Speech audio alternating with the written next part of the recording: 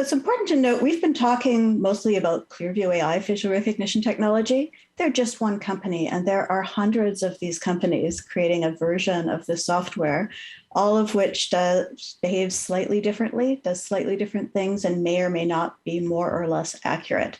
So there's a ton of different companies out there doing this.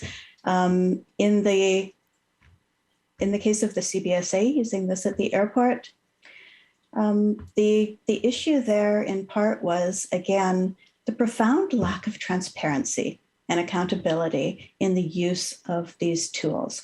So at the airport, it was a trial, it was a pilot, it was a test. We found out about it in 2021. That's a problem right there. Leaving aside all of the other issues about what program did they use and how is its accuracy rate determined, and was it vetted in order to ensure that it was not discriminatory. Leaving aside all of those technical and practical concerns, simply the question of why in a democracy we're being subjected to essentially a technology of mass surveillance without any public consultation, without any public conversation about whether or not that's a technology that we're willing to accept in our democracy is troubling. So, when it comes, so Dr. McPhail, do you have concerns that these stories that we've heard? I mean, it was years ago, and we only found out about it now. Do you think that this is just the tip of the iceberg, and that this technology might be being deployed elsewhere, and we just don't know about it yet?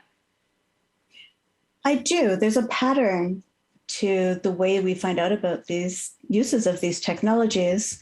And it's mostly through intrepid journalists and reporters who figure out that something's going on and report on it. In the case of the facial recognition technology use by the Liberal Party of Canada, CCLA actually helped to break that story. That was something that came to our attention.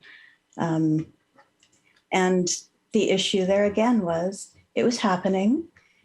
It was on the Liberal Party website for members, but it wasn't something that was publicly discussed.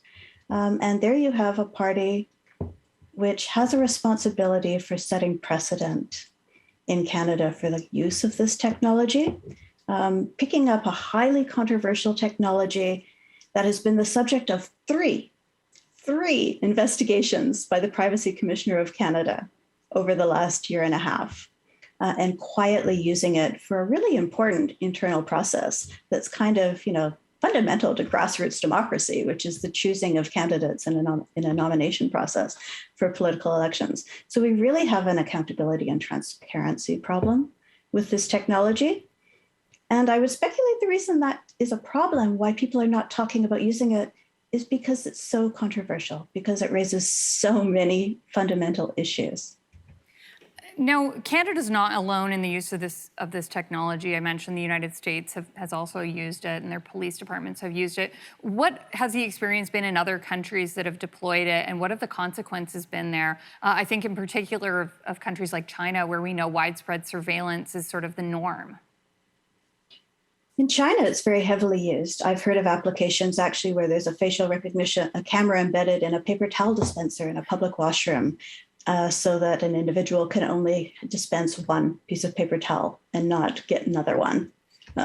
So it's, at the level of the trivial in China in terms of the kinds of surveillance activities that are facilitated using that technology. In the United Kingdom, civil society colleagues at Liberty recently won a really big landmark precedent-setting case about the UK police use of facial recognition technology in the wild, so like on a street, where it was deemed, particularly because of the potential discrimination that the technology would create, it was deemed that it was an illegal use at that time.